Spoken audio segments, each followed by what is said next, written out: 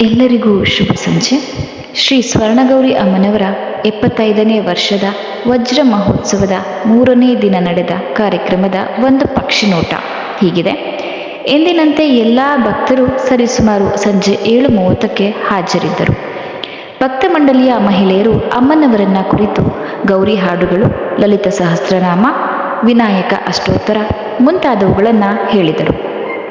ನಂತರದ ಸಮಯ ಅದು ಸಾಂಸ್ಕೃತಿಕ ಕಾರ್ಯಕ್ರಮದಾಗಿತ್ತು. ಈ ದಿನದ ವಿಶೇಷವೇನೆಂದರೆ ಅದು ಭರತನಾಟ್ಯ.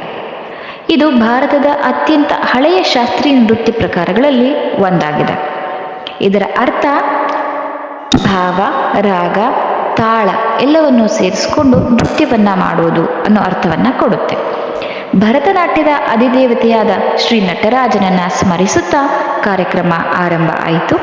ಈ ಕಾರ್ಯಕ್ರಮವನ್ನ ಶ್ರೀ ದುರ್ಗ ನೃತ್ಯ ಅಕಾಡೆಮಿ, ವಿದ್ಯಾರಣ್ಯಪುರಂ, ಮೈಸೂರು ಇವರು ನೆರವೇರಿಸಿಕೊಟ್ರು. ಈ ತಂಡದಿಂದ 10 ಹಲವು ನೃತ್ಯಗಳು ಪ್ರದರ್ಶನಗೊಂಡವು. ಅದರಲ್ಲಿ ರಾವಣನ ಆತ್ಮಲಿಂಗದ ಕುರಿತಾದ ನೃತ್ಯ ಅಂತೂ ನೋಡುಗರ ಮೈ ಮನ ನವಿರಳಿಸುವಂತಿತ್ತು.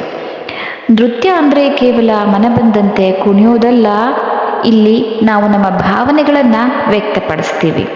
ಹಾಗೆಯೇ ಈ ಭರತನಾಟ್ಯದಲ್ಲಿ ಈ ಅಕಾಡೆಮಿಯ ಎಲ್ಲ ನೃತ್ಯಗಾರ್ತಿಯರು ಎಲ್ಲ ನವರಸಗಳನ್ನು ಅಭಿವ್ಯಕ್ತಪಡಿಸಿದರು.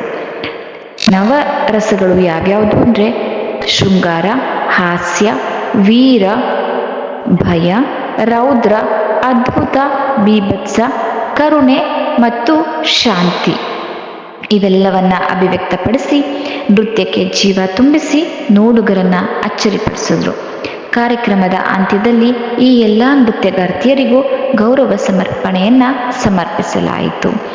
ಸಮಯ ಸರಿಸುಮಾರು 9:30 ಅಮ್ಮನವರಿಗೆ ಮಹಾಮಂಗಳಾರತಿ ನೆರವೇರಿತು. ಪ್ರಸಾದ ವಿನಿಯೋಗವೂ ಆಯಿತು. ಎಲ್ಲ ಸದ್ಭಕ್ತರು ಅಮ್ಮನ ಕೃಪಾ ಕಟಾಕ್ಷಕ್ಕೆ ಪಾತ್ರರಾದರು.